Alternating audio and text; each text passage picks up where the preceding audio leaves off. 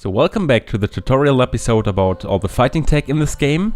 If you haven't yet, check out the first half of this episode, because everything in this video will be based on that. Next up is checking out which tech is effective or viable against which type of sand monster. The red guards are the weakest enemies, you can use any tech against them, but of course it's recommended to use the sword dagger combo. And the same holds for these base brown enemies you first encounter in the first fight. Next up are the blue guards. They do not allow you to jump over them, so the sword dagger combos are out of the window. So against them you should preferably use the power attack, or if a wall is nearby, use the torpedo attack. Further, if you have a SloMo tank, you could use the SloMo advantage to sword dagger them.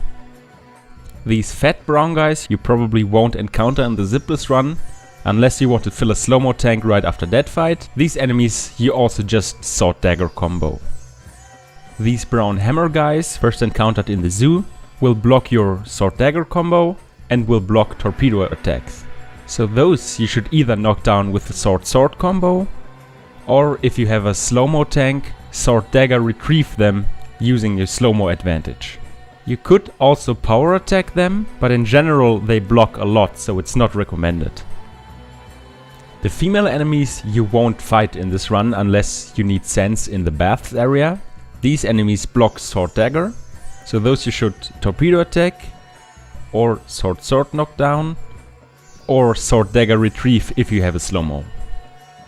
These brown chain guys you can just sword dagger retrieve.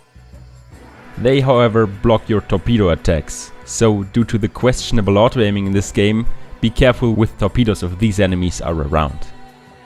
At last there are the large blue enemies, which will also block you if you try to jump over them, and they will usually block your power attacks, so it's recommended to just torpedo them. But of course if you have SloMo you can also jump over them with SloMo advantage and sword dagger. But let me emphasize that the torpedoing is preferred here. Now for some general advice.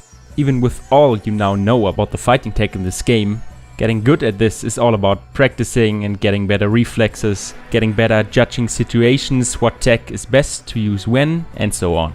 For the use of Pharah in fighting, she's capable of half knocking down other enemies, so mostly in that fight have one eye on what she's doing to maybe get some quick knockdown retrieves. Other than that, Pharah's quite the burden during fights, so here's a big advice on minimizing the chance of her dying, especially in elevator fight, because there it's most dangerous. As long as Pharah's not on camera, so not in the field of view, the enemies will not target her. As soon as Pharah was on cam in a fight, only once, the enemies will have a go at her and kill her slowly.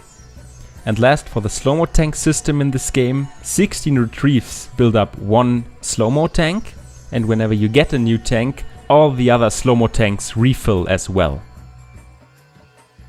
A short side note on the sword upgrades in this game. So in the Zipless run you pick up the second sword and the last sword, and you skip the third sword, which is located in the Hall of Learning. All the fighting tech I showed you in this episode is independent of either having the first, second or third sword. It only changes with the last sword, because with that every enemy is a one-hit kill. Alright, that's it for this episode. So now we laid the foundation for this run, looked at the general movement, the glitches and how to do them, had a 101 course on fighting, and in the next episode we can actually start talking about the interesting part of the run. Namely, we can start at the first real fight. So thank you for watching.